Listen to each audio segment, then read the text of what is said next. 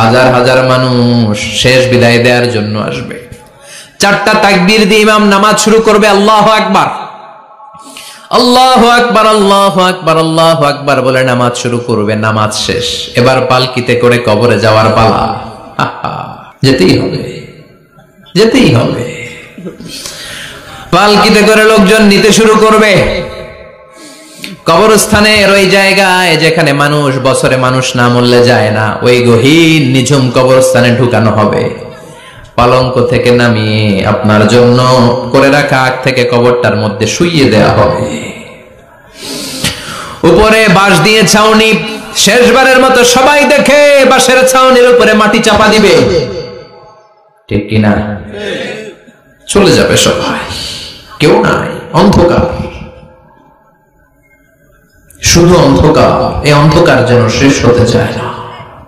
সবাইকে মরতে হবে, কেউ থাকবে না এই পৃথিবীতে। প্রাণ নিয়ে যারা আগমন করার সুযোগ পেয়েছে সবাই মরবে, আজ হোক কাল, আগে হোক পরে, সবাইকে যেতে হবে। চিল্লায় বলেন ঠিক কিনা?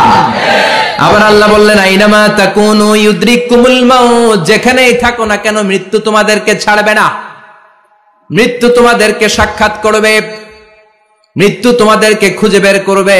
যদিও সুদূর আকাশ পানে পালাও সেথায় লাগিয়ে সিঁড়ি, আকাশের উপরে যদি বিশাল সিঁড়ি লাগিয়ে চতুর্থ আকাশে চলে যান, চাঁদের মধ্যে বাড়ি করেন, মঙ্গল গ্রহে বাড়ি করেন, ওই জায়গায় মালাকুল মাউত আপনারে খুঁজে পাবে না।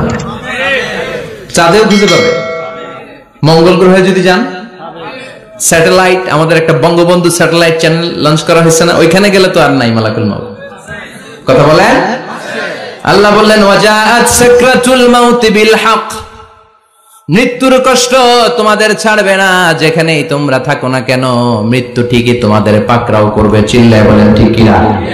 আবার মৃত্যুর একটা নির্ধারিত সময় আছে, ওই সময় যখন আসে 1 সেকেন্ড আগেও আসে না, পরেও আসে না। কার কথা? লিকুল্লি উম্মাতিন আজালুন ফাইযা জাআ আজালুহা লা ইস্তাখিরুনা সাআতাও ওয়া লা ইস্তাকদিমুন। মৃত্যুর জন্য একটা নির্ধারিত টাইম আছে, টাইমটারে বেঁধে দিয়েছে কে?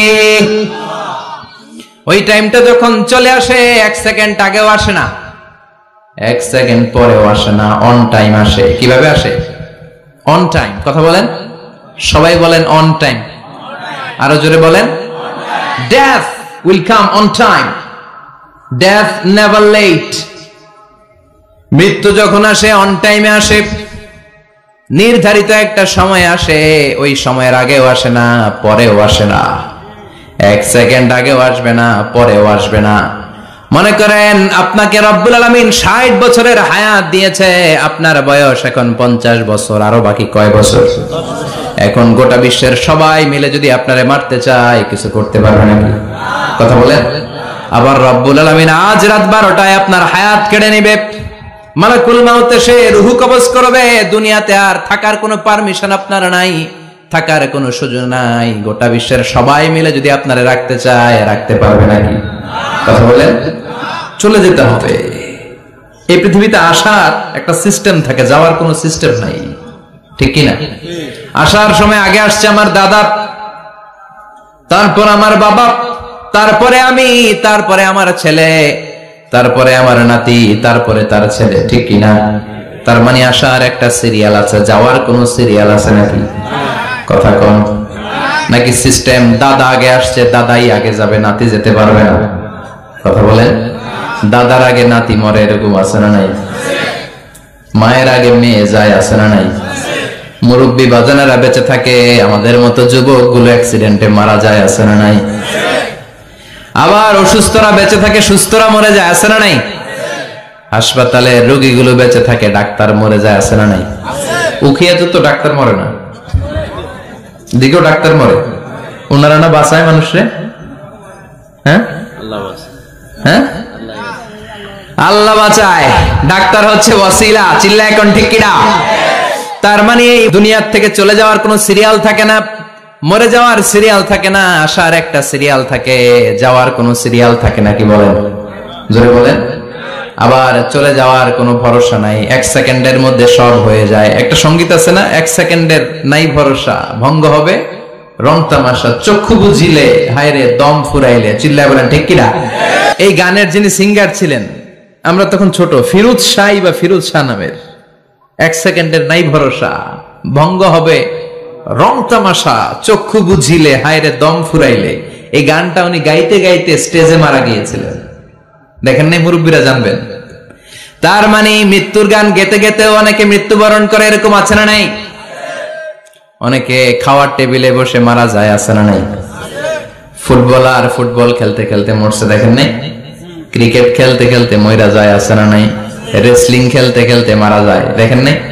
হ্যাঁ, এরকম ভিডিও দেখা যায় যে প্রতিপক্ষকে রেসলিং খেলায় মারতে মারতে শেষ, এখনই জিতে যাবে, হঠাৎ করে তাকায় আছে, কিচ্ছু বোঝে না, হঠাৎ করে জামিনে উল্টে পড়ে যায়, রেফারি এসে মাটিতে বাড়ি মারে, আর লড়ে না, আছে না? রেফারি কি করে? মাটিতে বাড়ি মারে, এতক্ষণ সে জিতে যায়, এখন আর নড়েই না, তাকাতে তাকাতে দুনিয়া থেকে নাই। অনেক টেলিভিশনের নিউজ রিপোর্টার রিপোর্ট করতে করতে নাই, দম ফুরাইলে শেষ হয়ে যায়। অনেকে অ্যাক্সিডেন্টে মরে, সড়ক দুর্ঘটনায়, অনেকে বিমান দুর্ঘটনায় মরে, আকাশে মরে না, অনেকে পানিতে ডুবে মরে, অনেকে আগুনে পুড়ে মরে, অনেকে ক্রস ফায়ারে মরে, আছে না নাই? আবার অনেকে রাত্রিবেলা বিছানায় ঘুমোতে যায়, সকালে আর ওঠে না। কত ধরনের মরণ! আল্লাহ তুমি আমাদেরকে ভালো মরণ দিও, ইমানি মরণ দিও। ইমানের পথে অবিচল থেকে আমার মরণ যেন হয়, ইমানের পথে অবিচল থেকে আমার মরণ যেন হয়। তোমারই কাছে মিনতি আমার,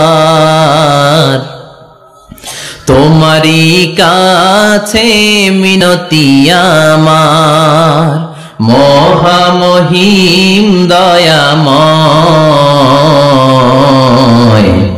ইমানের পথে অবিচল থেকে আমার মরণ যেন হয়। চিল্লায় পড়েন আমিন। তার মানে কে কোথায় মরবো আমরা কেউ জানি নাকি?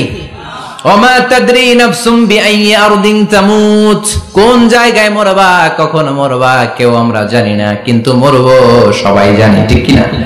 কুল্লু নাফসিন যায়িকাতুল মাউত, প্রত্যেকটি আত্মার মৃত্যুবরণ করতে হবে, এটা আমরা সবাই জানি। The most certain thing in life is death, but the most uncertain thing in our life is the time of death. এই জীবনের সবচেয়ে সুনিশ্চিত বিষয় হলো মরণ, সবচেয়ে অনিশ্চিত বিষয় হলো মরণের সময়। চিল্লায় এখন ঠিক কিনা? মরবো যে আমরা সবাই জানি, কিন্তু কোথায় মরবো আমরা কেউ জানি? জানি আমরা? সবাইকেই মরতে হয়, জন্মালেই মরতে হবে, চলে যেতে হবে, থাকা যাবে না। এটাই হলো পৃথিবীর পদ্ধতি। জীবনের সবচাইতে নির্মম ঘটনা হচ্ছে মরণ, সবচাইতে ভয়ঙ্কর অভিজ্ঞতা। কোন প্রাণীর জন্য সর্বোচ্চ এবং সবচাইতে ভয়ঙ্কর অভিজ্ঞতা হচ্ছে মৃত্যু। এবং এত ভয়ঙ্কর অভিজ্ঞতা, এই অভিজ্ঞতাটা কারো কাছে শেয়ার করে যাওয়া যায় না। মরার সময় কেউ বলে যেতে পারছিল আমার মরতে এমন লাগছে, কইতে পারছে? কেমন লাগছে বলতে পারে? বলা যায় না। তার আগেই চলে যেতে হয় শৈশব, কৈশোর, যৌবন, বার্ধক্য, প্রৌঢ়ত্ব, হ্যাঁ, বয়সের ছাপ, কালো চুল দাড়ি সাদা হয়ে যাওয়া, দাড়ি চুলের শুভ্রতা, দুর্বলতা। This is the circle of life. ছোট্ট ছিলাম, বড় হলাম, সিঙ্গেল ছিলাম, ডাবল হলাম, তারপরে বাবা হলাম, তারপরে শ্বশুর হলাম, তারপরে নানা হলাম, তারপরে চলে যেতে হবে। This is the circle of life. চিল্লায় বলেন ঠিক কিনা? এই যে মুরব্বীরা, দাড়ি পাকা মুরব্বী যারা আছে, আপনারা কি মনে করছেন মায়ের পেট থেকে এরকম মুরব্বী হয়ে বেরিয়েছিল? কিরকম বের হয়েছিল? তারাও ওয়া ওয়া করেছে, এরাও ফিডার খাইতো, এই চাচারা খায় নাই? এরাও ফিডার খেত, এরাও মায়ের বুকের দুধ খেত, এরাও ছোট্ট বাচ্চাদের মতো গরমকালে পানির মধ্যে ডুবাইতো। স্কুল ফাঁকি দিয়ে বাচ্চারা ডুবায়, আছে না নাই? উখিয়াতে এরকম নাই? ছোট্ট বাচ্চা ছিল, বড় হলো, বার্ধক্যে উপনীত হলো। This is the circle of life. চলে যেতে হবে। বিশ্বনবী বললেন আমার উম্মতি মা বাইনা 60 ইলা 70, আমার উম্মতের গড় বয়স হলো 60 থেকে 70। এই উম্মতের গড় বয়স কত? 60 থেকে 70। ওয়া আকাল্লুহুম মাইয়াজুজু যালিক, অল্প কিছু মানুষ আছে যারা 70 এর বেশি হায়াত পায়। এখানে 70 এর বেশি আছেন কারা? হাত তোলেন দেখি তো। কয়জন? একজন, দুইজন, তিনজন। মাশাআল্লাহ, আল্লাহ আরো হায়াত দেখ, আল্লাহ এদেরকে আরো হায়াত দারাজ করুক। চিল্লায় বলেন আমিন। তার মানে আমার উম্মতি মা বাইনা 60 ইলা 70। বিশ্বনবী বললেন এই উম্মতের গড় বয়স 60 থেকে 70, আর 70 এর বেশি হায়াত পাবে। ওয়া আকাল্লুহুম মাইয়াজুজু যালিক, 70 এর বেশি পাবে হাতে গোনা, গুনে বের করে ফেলা যায় একজন, দুইজন, তিনজন। বাকি সব 60 এর আগে নাই। ঠুস চিল্লা এখন ঠিক কিনা? বাংলাদেশের গড় হায়াত কত মানুষের? 60। বিশ্বনবীর কথার সাথে মিলে গেছে। চিল্লায় পড়েন সুবহানাল্লাহ। এই জন্য বিশ্বনবী বলেন এই যে মুরব্বীদের দাড়ি পাকে, এই যে রাস্তায় অ্যাক্সিডেন্ট হয়, এই যে ক্যান্সারে আক্রান্ত হয়ে লোকজন মারা যায়, তার উপরেও কি টনক নড়ে না? এরপরেও কি বিবেকে ধরে না যে তোমাকে চলে যেতে হবে? আকসিরু যিকরা হাযিমিল লাযযাত, জীবনের সব স্বাদকে পানসা করে দেয় ওই মরণকে স্মরণ করো। মরণকে স্মরণ করলে জাহান্নাম বরণ করা লাগে না। চিল্লায় বলেন ঠিক কিনা? আবার আল্লাহ বললেন গোলাম, স্পেশাল একজন ফেরেশতা আমি মরণের জন্য সিলেক্ট করলাম, নাম মালাকুল মাউত। তাকে আমরা আজরাইল বলেছিনি। এই মালাকুল মাউত তার বাহিনী নিয়ে নির্ধারিত টাইমে গোটা বিশ্বের সব মানুষের রূহ কবজ করে। অন টাইম নাকি দেরি করে?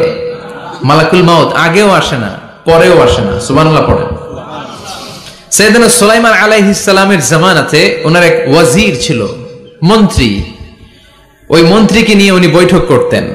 ওনার সময় উনি মালাকুল মাউতের সাথে বৈঠক করতেন। শুনতেছেন? আপনাদের মনোযোগ আছে তো? উনি বৈঠকে বসেছেন, মালাকুল মাউতও বসা, ওয়াজিরও বসা। হঠাৎ মালাকুল মাউত ওয়াজিরের দিকে বড় বড় চোখ করে তাকাচ্ছেন। বড় বড় চোখ করে তাকানোতে ওয়াজির ভয় পেয়েছে। হঠাৎ মালাকুল মাউত চলে গেল। ওয়াজির বলে, ও সুলাইমান আলাইহিস সালাম, এই যে লোকটা বড় বড় চোখ করে আমার দিকে তাকালো, এটা কে? সাইয়েদনা সুলাইমান বলে, হাদা মালাকুল মাউত। যে বর্ণনাটা বলছি এটা হাদিস না, এটা হচ্ছে ইসরাইলিয়া, জিউস ট্র্যাডিশন। কোরআন হাদিসের সাথে কোনো দ্বন্দ্ব নাই, তাই বর্ণনা করা যাবে। বিষ্ণু বলেছেন বাল্লিগু আন্নি ওয়ালাউ আয়া। আবার বলেছেন ওয়া হাদিসু আন বনি ইসরাঈল ওয়ালা হারাজ। বনি ইসরাইলের ট্র্যাডিশন বর্ণনা করো, জিউস ট্র্যাডিশন বর্ণনা করো, এতে কোনো সমস্যা নাই। ওয়াজির বলে, ও সাইয়েদনা সুলাইমান, বড় বড় চোখ করে যে তাকালো লোকটাকে? সাইয়েদনা সুলাইমান বলে, হাদা মালাকুল মাউত, এটা মৃত্যুর ফেরেশতা। ওয়াজিরের কলিজায় পানি নাই। এটা কি ফেরেশতা? শুনে তো পিলে চমকে গিয়েছে। কয় কি? মালাকুল মাউত তো আমার চিনে ফেলাইছে, বাড়ি চিনে ফেলছে, আমার খবর আছে। সাইয়েদনা সুলাইমান আলাইহিস সালাম জিনদেরকে দিয়ে কাজ করাতেন, মেঘমালাকে দিয়ে কাজ করাতেন, বিশাল সিংহাসন নিয়ে পৃথিবীর প্রাচ্য থেকে পাশ্চাত্যে ঘুরে বেড়াতেন। সাইয়েদনা সুলাইমানকে ওয়াজির বলে, ও সুলাইমান, মেঘমালাকে আদেশ করে দেন, আমি আর এই ফিলিস্তিনের ভূখণ্ডে থাকতে চাই না। আকাশের মেঘমালার উপরে আমারে বসিয়ে দেন, আর বলে দেন আমারে নিয়ে যেন আকাশের মেঘমালা হিন্দুস্তানের ওই দূর পর্বতে রেখে আসে। আকসা আল হিন্দ, হিন্দের সবচেয়ে দূরবর্তী জায়গায় যেন আমারে রেখে আসে। সাইয়েদনা সুলাইমান বললেন, আকাশের মেঘ যাও, আমার ওয়াজিরকে নিয়ে হিন্দুস্তানের একটা উপদ্বীপে রেখে আসো। রেখে আসা হলো। কিছুক্ষণ পর মালাকুল মাউত সাইয়েদনা সুলাইমানের কাছে হাজির। সাইয়েদনা সুলাইমান বললেন, ও মালাকুল মাউত, কই ছিলা? কই, একটু আগে হিন্দুস্তান থেকে আপনার ওয়াজিরের রূহ কবজ করে আসছি। সুবহানাল্লাহ পড়ে। এটা আবার কেমন কথা, তুমি ওইখানে গেলা কেন? কয়, রব্বুল আলামিন কিছুক্ষণ আগে আমার কাছে পয়গাম পাঠিয়েছে, যাও সাইয়েদনা সুলাইমানের ওয়াজিরের রূহটা কবজ করো। কবজ করার জায়গা হলো হিন্দুস্তানের উপদ্বীপ। কোন জায়গায়? মালাকুল মাউত এসে দেখে সুলাইমান নবীর সাথে মিটিং করে। ওয়াজির কার সাথে মিটিং করে? সুলাইমান নবীর সাথে। কিন্তু ফরমানে লেখা রূহ কবজ করতে হবে কোথায়? হিন্দুস্তানে। সুবহানাল্লাহ বলবেন না? এজন্য বড় বড় চোখ করে আমি তাকিয়েছি, আর মনে মনে ভাবলাম টাইম তো নাই, কারণ মৃত্যু তো অন টাইমে হতে হয়, এখনই ওর রূহ কবজ করতে হবে। কেমন করে ওইখানে যাবে আমি জানি না, আমি আগে চলে যাই। মালাকুল মাউত চলে গেল, যে দেখে ওই জায়গায় ওয়াজিরও হাজির। সাথে সাথে রুহু কবজ করে আল্লাহর কাছে চলে গিয়েছে। পড়েন সুবহানাল্লাহ। এজন্য আল্লাহ বললেন মালাকুল মাউত আমি নির্ধারণ করে দিয়েছি। পৃথিবীর প্রতিটি মানুষ মালাকুল মাউতকে দেখবে, চাক্ষুষ দেখবে, ভালো হলেও দেখবে, খারাপ হলেও দেখবে। কার কথা? ভালো মানুষ যদি হয়, আল্লাহওয়ালা যদি হয়, ইসলাম প্রিয় যদি হয়, ডানপন্থী যদি হয়, মৃত্যুর সময় মালাকুল মাউত আলা সূরাতি শাবিন আলা আহসানি সূরা, একজন যুবকের আকৃতিতে চমৎকার ধবধবে সাদা একটা জুব্বা পরে, জান্নাত থেকে জান্নাতি কাফন নিয়ে, হানুত মিন হানুতিল জান্নাহ, জান্নাতের সুগন্ধি নিয়ে মুমূর্ষু রোগীর মাথার সামনে এসে বসে যায় আর দেহটার ইঙ্গিত করে বলে ইয়া আইয়াতুহান নাফসুত তাইয়্যিবা, ও পবিত্র আত্মা। আরেক বর্ণনায় এসেছে ইয়া আইয়াতুহান নাফসুল মুতমাইন্নাহ, ও প্রশান্ত আত্মা, উখরুজি ইলা মাগফিরাতিম মিনাল্লাহ, আল্লাহর ক্ষমার দিকে বের হয়ে আসো। উখরুজি ইলা মাগফিরাতিম মিনাল্লাহি ওয়া রিদওয়ান, আল্লাহর ক্ষমার সন্তুষ্টির দিকে রূহটা বের হয়ে আসো। স্মুথলি বলার সাথে সাথে মুমিনের দেহ থেকে রূহটা বের হয়ে আজরাইলের হাতে চলে যায়। স্মুথলি বলার সাথে সাথে স্বাচ্ছন্দ্যে আনন্দে মুমিনের দেহ থেকে রূহটা সা করে বের হয়ে মালাকুল মাউতের হাতে এসে পড়ে। পড়েন সুবহানাল্লাহ। আল্লাহ এমন মৃত্যু তুমি আমাদের নসিবে রেখে দিও, চিৎকার করে পড়েন আমিন। আর যারা ইসলাম মানে নাই, আর যারা কোরআন মানে নাই, আর যারা দিন কায়েমের আন্দোলন করে নাই, দিনকে ভালোবাসে নাই, বাম আর রামপন্থী ছিল, নাস্তিক ছিল, ইসলাম বিরোধী ছিল, তাদের কাছেও মালাকুল মাউত আসে কি আসে না? চিল্লায় বলেন আসে কি আসে না? তাদের কাছেও আসে, কিন্তু আলা সূরাতি আকবাহি রাজুল, একজনের চেহারা যত ভয়ঙ্কর হতে পারে, যত নিকৃষ্ট হতে পারে, এরকম ভয়ঙ্করতম নিকৃষ্ট দুর্গন্ধওয়ালা একটা চেহারা নিয়ে আসে। রিজলাহু ফিল আরদ, পা থাকে জমিনে, রাসুহু ফিস সামা, হাদিসের বর্ণনা পা দুইটা জমিনে, মাথা আকাশে। এসে ধমক দিয়ে জালিমের মাথার সামনে এসে বলে ইয়া আইয়াতুহান নাফসুল খাবিসা, হে পাপাত্তা, হে অপবিত্র আত্মা, উখরুজি ইলা সাখাতিল্লাহি ওয়া গাদাবিহি, আল্লাহর রাগের দিকে, আল্লাহর অসন্তুষ্টির দিকে বের হয়ে আয়। মালাকুল মাউতের এই অর্ডার পাওয়ার সাথে সাথে রূহটা কিন্তু বের হয় না। মুমিনের রূহকে ডাক দিলে যেমনি স্মুথলি বের হয়, কাফিরের রূহ এভাবে বের হয় নাকি? কথা বলেন। রূহটা ডানে যায়, ফাতাতাফাররাক, একবার রূহটা ডানে যায়, আবার রূহটা বায়ে যায়, আবার সামনে যায়, পায়ে যায়, হাতের মধ্যে ঢুকে ডানে বায়ে যায়। মালাকুল মাউত আবার ধমক দিয়ে বলে ইয়া আইয়াতুহান নাফসুল খাবিসা, পাপাত্তা বের হয়ে আয়। রূহটা আবার ডানে যায়, বায়ে যায়, সামনে যায়, পেছনে যায়, এবার ঘপাস করে মালাকুল মাউত রূহকে ধরে টান মারে। সারা দেহটা থেকে প্রাণ রস সিক্ত করতে করতে দেহ থেকে রূহটাকে টেনে হিচড়ে বের করে আনে, আর মুমূর্ষু রোগীটা চিৎকার মারতে থাকে। পড়েন না আউযু বিল্লাহ। একটা জীবন্ত ছাগলের চামড়াগুলো জবাই না দিয়ে কেউ যদি টেনে টেনে বের করে, ছাগল জবাই হয় নাই কিন্তু চামড়া এক পাশ থেকে টেনে টেনে টেনে হিচড়ে আপনি গা থেকে বের করলে যত কষ্ট হয়, এর চেয়েও বেশি কষ্ট দিয়ে মালাকুল মাউত বামপন্থী আর কাফেরদের রূহটা দেহ থেকে বের করে আনে। পড়েন না আউযু বিল্লাহ। আমাদের রূহটা যেন আল্লাহ মুমিনদের রূহ আপনি যেভাবে কবজ করান, ওইভাবে যেন আমাদের রূহটা বের হয়ে আসে। আর জোরে পড়েন আমিন। এজন্য আল্লাহ বললেন বাল তুসিরুনাল হায়াতাদ দুনিয়া ওয়াল আখিরাতু খায়রুন ওয়া আবকা, পাগলের মতো মোহাচ্ছন্ন হয়ে এই দুনিয়াটার পেছনে ছুটে বেড়াও, এই দুনিয়া আসল নয়, আখিরাত হলো আসল। চিল্লায় বলেন ঠিক কিনা? অস্থির, আমরা ব্যস্ত দুনিয়ার লোভে আর মোহে পড়ে আমাদেরকে যে মরতে হবে, চলে যেতে হবে, এটা ভাবার সময় আমাদের নাই। চিল্লাই কোন ঠিক কিনা? এজন্য বলা হয় মুতু ক্বাবলান তামুতু, মরার আগে একবার মরো। হাসিবু ক্বাবলান তুহাসাবু আলাইক, তোমার হিসাব কিয়ামতের দিন করার আগে তুমি তোমার হিসাব করো। জীবনে কি কি পাপ করেছি আমি জানি, আমার চেয়ে ভালো কেউ জানে না। চিল্লায় বলেন ঠিক কিনা? কি কি অন্যায় করেছি আমার হৃদয়ের মধ্যে কথাগুলো আছে না নাই? পৃথিবীর কেউ না জানলেও আমি জানি কি জানি না? পৃথিবী না জানুক আমি তো জানি, আমি কি পাপ করেছি হায়। পৃথিবী না জানুক আমি তো জানি আমি কি পাপ করেছি, হায় আমার পাপের করলে বিচার, বাঁচার উপায় নাই আমার। দয়াময় প্রভু মাফ করো আমায়, মাফ করো আমায়। পড়েন আমিন। আর জোরে আমিন। এজন্য হাসিবু ক্বাবলা আন তুহাসাবু আলাইক, তোমার হিসাব বসার আগে নিজে হিসাব করো কি কি করলা। আসল মরণের দিন শটান হয়ে তো শুয়ে পড়ো ভাই, মরার আগে আরেকবার মরো। মরার আগে আরেকবার কি করবে? কথা বলেন। মরার আগে কি করতে হবে? হঠাৎ একদিন বিছানায় শটান হয়ে শুয়ে যান, চক্ষুটা বন্ধ করেন, ভাবেন মরে গিয়েছেন, এই তোমার কুলমাউত চলে এসে রুহুটা নিয়ে গেল।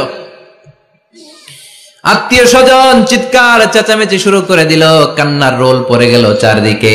মাইকের মধ্য দিয়ে, মসজিদের মাইকে অ্যানাউন্স হয়, অমুক এলাকার নিবাসী অমুক ভাই আমাদের মধ্যে দুনিয়ায় নাই, তার জানাজা হবে এশার নামাজের পর। সবাই এসে রুহের মাগফিরাত করেন। সবাই আপনারে দেখতে আসবে, কেঁদে কেঁদে লোকজন আপনারে কবর দিতে আসবে। চিল্লায় বলেন ঠিক কিনা? কেঁদে কেঁদে সবাই আসবে, দেখার জন্য আসবে। ছেলেগুলো কাঁদবে, স্ত্রী কাঁদবে, বাবা মা কাঁদবে, বন্ধু বান্ধব কাঁদবে, আর ঘরের মধ্যে রাখা হবে না। এবার আপনাকে গোসল দেওয়ার পালা। চক্ষু বন্ধ করে চিন্তার দরকার আছে না নাই? কথা বলেন। একটু চোখটা বন্ধ করে ভাবেন, আপনাকে গোসল দেওয়া হবে, জামাগুলো খোলা হবে। এত টাকা দিয়ে যে দামি গোসলখানা টাইলস লাগিয়ে ঘরে বানালেন, আপনার শেষ গোসলটা কি ওই দামি গোসলখানায় হবে? লাশ যেখানে ধোয়া হয় ওই জায়গায় ধোয়া হবে। আপনাকে কাফন পরানো হবে। আপনার কলিজার টুকরা ছোট বাচ্চাটারে বলা হবে, আব্বু দেখে যাও তোমার বাবারে শেষবারের মতো দেখো। আপনার বাবা মা শেষবারের মতো একটা নজর দিয়ে আপনার চেহারাটা দেখে নিবে। বন্ধু বান্ধবরা শেষবারের মতো একবার আপনারে দেখে নিবে। জানাজার জায়গায় নেওয়া হবে। হবে না এই ঘটনাটা আমাদের? হ্যাঁ, হবে কিনা? হাজার হাজার মানুষ শেষ বিদায় দেওয়ার জন্য আসবে। চারটা তাকবীর দিয়ে ইমাম নামাজ শুরু করবে। আল্লাহু আকবার, আল্লাহু আকবার, আল্লাহু আকবার, আল্লাহু আকবার বলে নামাজ শুরু করবে। নামাজ শেষ, এবার পালকিতে করে কবরে যাওয়ার পালা। যেতেই হবে, যেতেই হবে। পালকিতে করে লোকজন নিতে শুরু করবে। কবরস্থানের ওই জায়গায় যেখানে মানুষ বছরে মানুষ না মরলে যায় না, ওই গহীন নিঝুম কবরস্থানে ঢুকানো হবে। পালঙ্ক থেকে নামিয়ে আপনার জন্য করে রাখা আগ থেকে কবরটার মধ্যে শুইয়ে দেয়া হবে। উপরে বাঁশ দিয়ে ছাউনি, শেষবারের মতো সবাই দেখে বাঁশের ছাউনির উপরে মাটি চাপা দিবে। ঠিক কিনা? চলে যাবে সবাই, কেউ নাই, অন্ধকার,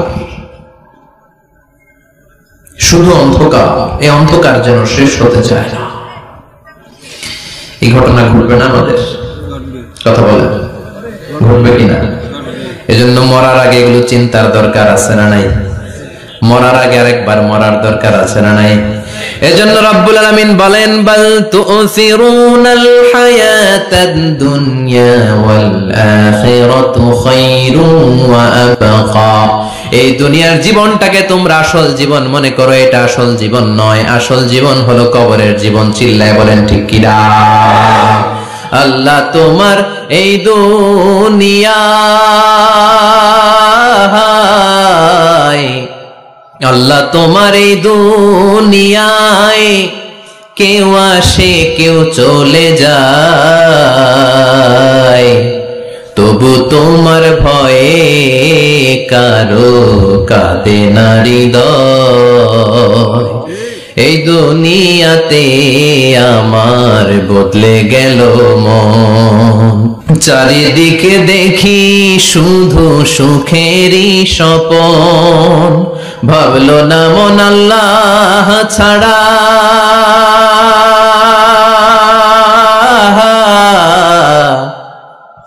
ভাবলো না মন আল্লাহ ছাড়া নেই কোনো উপায়। তবু তোমার ভয়ে কারো কাঁদে না হৃদয়, ঠিক কিনা? আসে আর চলে যায়। প্রতিদিন মাইকে অ্যানাউন্স শুনি অমুক এলাকার অমুক লোক নাই, দাদা গেল, বাবা গেল, বড় ভাই গেল, আত্মীয় স্বজন গেল, আমাকেও যেতে হবে, এই চিন্তা মাথায় নাই। চিল্লা এখন, ঠিক কিনা? এজন্য লাইফটা হলো one time, one chance, second কোনো চান্স আপনাকে দেয়া হবে নাকি? কাফেররা বলবে ইয়া রাব্বি আরেকটা সুযোগ দেন, লাউ আন্না লানা কাররা ইয়ানি মাররা, আল্লাহ আরেকটা সুযোগ যদি পেতাম দুনিয়াতে ভালো করে আসতাম। আল্লাহ বলবেন ইন্নাহা কালিমাতুন কাইলুহা, এটা শুধু তাদের মুখের কথা, তাদেরকে আবার সুযোগ দিলেও তারা কিচ্ছু করবে না। চিল্লা এখন, ঠিক কিনা? এজন্য একটা চান্স আমরা পেয়েছি, এই দুনিয়ার ওয়ান চান্সে আমরা ভয় পাবো একজনকে। চিল্লায় বলেন তিনি কে? আল্লাহ। এজন্য যেতে আমাদেরকে হবে, এই মরণ থেকে পালানোর কোনো সুযোগ কেউ পালাতে পারে নাই। এই মরণ হলো আখিরাতের প্রবেশদ্বার।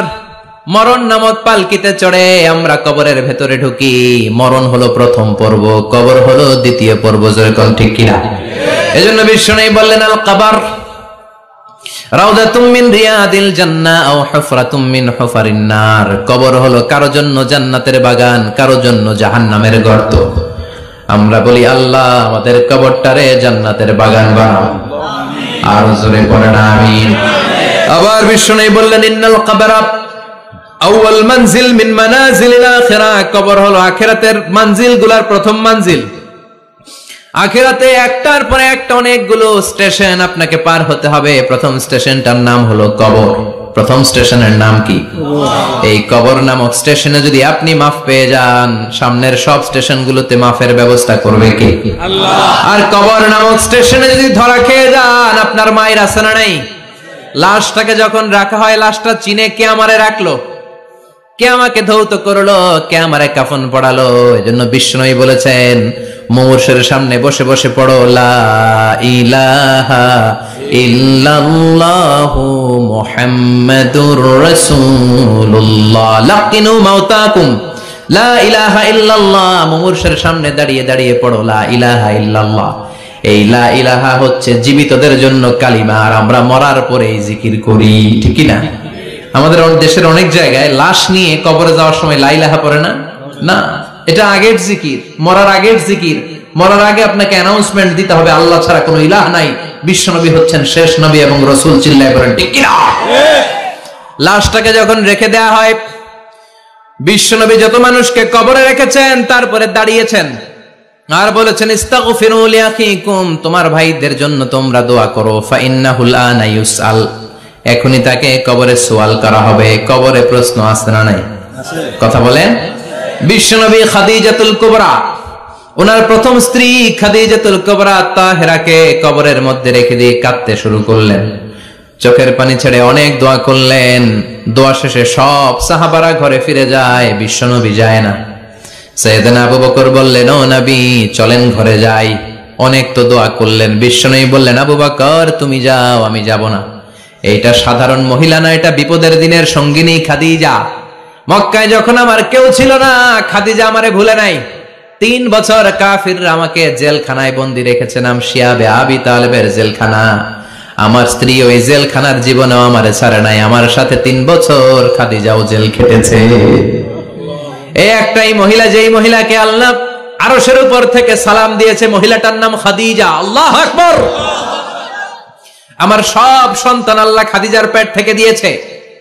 ফাতেমাতুজ জোহরা খাদিজার মেয়ে, জাইনাব খাদিজার মেয়ে, উম্মে কুলসুম খাদিজার মেয়ে, রুকাইয়া খাদিজার মেয়ে, আবুল কাসেম বিশ্বনবীর ছেলে খাদিজার ছেলে, আব্দুল্লাহ যাকে তাইয়্যিব এবং তাহের নামে আমরা চিনি, সেও খাদিজার ছেলে। সুবহানাল্লাহ। ও আবু বকর, আমার এই কলিজার টুকরা প্রিয়তমা খাদিজারে রেখে দিয়ে কেমনে বাসায় যায়? তুমি যাও, আমি দাঁড়িয়ে থাকবো। এখনই মুনকার নাকির এসে খাদিজারে প্রশ্ন করবে, আমি দেখবো খাদিজা উত্তর দিতে পারে কিনা। আর প্রশ্নের উত্তরে যদি ভুল করে ফেলে, কবরের উপর থেকে আমি নিজে প্রশ্নের উত্তর দিয়ে দেব। এজন্য কবরের আযাব থেকে বিশ্বনবী পানাহ চেয়েছেন। বিশ্বনবী বলেছেন আল্লাহুম্মা ইন্না নাউযু বিকা মিন আযাবিল কবর। ও আল্লাহ, কবরের আযাব থেকে তুমি আমাদেরকে বাঁচাও। পড়েন আমিন। কবরে মুমিনদেরকে 4টা প্রশ্ন করা হবে, কাফিরদেরকে 3টা প্রশ্ন। চিৎকার করে বলেন মুমিনের প্রশ্ন কয়টা? আর জোরে বলেন। প্রথম প্রশ্ন, মার রব্বুক, তোর রবের নাম কি? আমরা কি বলবো? আল্লাহ আমারে রব, এই রবি আমার সব, দমে দমে তনু মনে তারি অনুভব। আল্লাহ আমারে রব, এই রবি আমার সব। পড়েন আমিন। দ্বিতীয় প্রশ্ন, আমার দিন, উত্তর দিনের নাম কি? ধর্মের নাম কি? তৃতীয় প্রশ্ন, আমান হাদার রাজুল, এই লোকটাকে কে? আমরা বলবো মুহাম্মদ সাল্লাল্লাহু। 3টা প্রশ্নের উত্তর যখন আপনি কবরে করে দিতে পারবেন, অতিরিক্ত একটা প্রশ্ন, ওয়ামা ইলমুক, এই যে 3টা প্রশ্নের উত্তর পাল্লা, কেমন করে উত্তর জানলা? কোত্থেকে শিখেছো? নকল করে আনছো কাফনের কাপড়ে? পরীক্ষার হলে নকল আছে না নাই? হাতে নকল আছে না? পায়ে নকল, মোজার ভিতরে নকল আছে না নাই? মোবাইলে নকল আছে না নাই? নকল থেকে আল্লাহ তুমি বাঁচাও। আরো আসতে কোন আমিন। কিভাবে জানলা? কেমন করে 3টা প্রশ্নের উত্তর শিখলা? What is the source of your knowledge? তথ্যসূত্র কি? আপনাকে বলতে হবে আমি যেই কিতাবটা থেকে শিখেছি কিতাবটার নাম কি? চিল্লায় বলেন কি নাম? এই কিতাবটা হলো কোরআন। আপনাকে বলতে হবে কোরআন থেকে আমি শিখেছি, বিশ্বনবীর হাদিস থেকে আমি শিখেছি। 4টা প্রশ্নের উত্তর যখন পারবেন, ফেরেশতারা বলবে আহলান সাহলান, খুশ আমদেদ, কংগ্রাচুলেশন, বাহ বাহ, তুমি তো চমৎকার পেরেছো। ফায়ুফসাহু লাহু কবরুহু 70 যিরাআন, মুমিন বান্দার কবরটা 70 হাত লম্বা করে দেয়া হবে। ইফতাহু লাহু বাবুন ইলাল জান্নাহ, জান্নাতের দিকে তার কবর থেকে একটা দরজা বানিয়ে দেয়া হবে। জান্নাতের সুঘ্রাণ ঠান্ডা বাতাস এসে তার কবরের ভিতরে ঢুকতে শুরু করবে। ইলবাসু লিবাস মিন আহলিল জান্নাহ, জান্নাতীদের পোশাক তার গায়ের মধ্যে পরিয়ে দেয়া হবে। আল্লাহু আকবার। আর বলা হবে নাম কানাউমিল আরুস, বাসর রাতে বর যেমনি কনেকে নিয়ে ঘুমিয়ে যায়, তুমিও একটা ঘুম দাও। আলহামদুলিল্লাহ পড়ে মুমিন বান্দা আনন্দের একটা ঘুম দিবে। ইসরাফিলের সিংগার আওয়াজ ছাড়া পৃথিবীর কোনো কিছুই তার আগে ঘুম ভাঙতে পারবে না। আল্লাহ আমরাও যেন সেদিন কবর একটা মজার ঘুম দিতে পারি, তুমি তৌফিক দাও। জোরে বলেন আমিন। এবার বামপন্থী নাস্তিক আর কাফেরদের পালা, ইসলাম বিদ্বেষীদের পালা, আলেম ওলামাদের শত্রুদের পালা, ইসলামকে যারা বিজয়ী শক্তি হিসেবে মানতে পারে নাই তাদের পালা। চিল্লায় কোন ঠিক কিনা? ওদেরকেও একই প্রশ্ন, রব কে? ওরা বলবে আমি জানি না। আমাদের উত্তর আল্লাহ। ওরা বলবে আমি কিচ্ছু জানি না, আমি সব ভুলে গেছি, আমার মাফ করে দেন, আমি কিছুই জানি না। তবে আমি ইসলাম বিরোধীদের সাথে চলতাম, যারা ইসলাম রে বাস দিত আমি তাদের সাথে স্লোগান দিতাম। এরকম ডাকাইত আছে না নাই? দ্বিতীয় প্রশ্ন, আমার দিন, ও তোমার ধর্মের নাম কি? কয় আমার ধর্ম নাই, আমার ধর্ম কর্ম নাই, আমি খালি দুনিয়া কে মজা লে লো, দুনিয়া তোমারই হ্যায়, আমি খালি দুম চলে দুম। আছে না নাই? আমি শুধু মৌজ মাস্তিতে ব্যস্ত ছিলাম, আমার দুনিয়া নাই, দিন নাই, আখেরাত নাই, রবকে আমি জানি না, ধর্মকে জানি না। ইসলাম বিরোধী রাজনীতি আমি করতাম, মাও সেতুং এর রাজনীতি, কার্ল মার্কসের রাজনীতি, বুশের রাজনীতি, ডোনাল্ড ট্রাম্পের রাজনীতি, বামপন্থীদের রাজনীতি। চিল্লায় এখন ঠিক কিনা? কোন ধর্ম নাই। এই লোকটাকে চিনো কিনা বলো। বিশ্বনবীর চেহারা দেখিয়ে বলা হবে এই লোকটাকে, কয় জানি না। এরে আমি মানতাম না, এরে আমি গালি দিতাম। এরকম জাহান্নামের নরকীট আর পিতৃ পরিচয়হীন জারদ সন্তান বাংলার দেশেও আছে না নাই? এই মহামানবটাকে গালি দিয়ে পৈশাচিক আনন্দ পায়। পত্রিকায় লিখে, ব্লগের মধ্যে লিখে, ইন্টারনেটে কার্টুন বানিয়ে বানিয়ে পৈশাচিক ফুর্তি করে। এগুলো জাহান্নামের কীট, এগুলো জারদ সন্তান, বাপ মায়ের ঠিক নাই। আমার নবীরে যারা গালি দেয় এগুলোর বাপ মায়ের ঠিক আছে?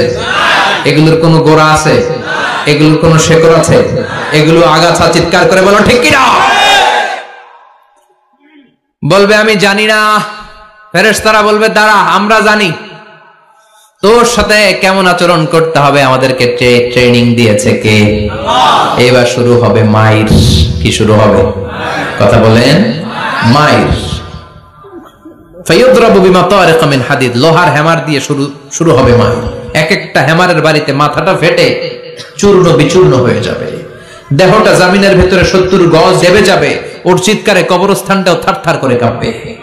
আবার জমিনকে বলা হবে ইলতাইমি, চাপা দে। জমিনে ঢুকে যাওয়ার পরে জমিনের এপাশ থেকে একটা চাপা, মাটি চাপা, বাম দিক থেকে মাটি চাপা, দুই চাপায় ডান দিকের পাজর বায়ে চলে যাবে, বাম দিকের পাজর ডানে চলে আসবে, ওর চিৎকারে কবরস্থানটা থারথার করে কাঁপবে। আল্লাহ এই ধরনের পরিস্থিতি থেকে তুমি আমাদেরকে বাঁচাও। আরো চিৎকার করে বলেন আমিন। এই জন্য কবরের এই প্রস্তুতি নেওয়ার দরকার আছে না নাই?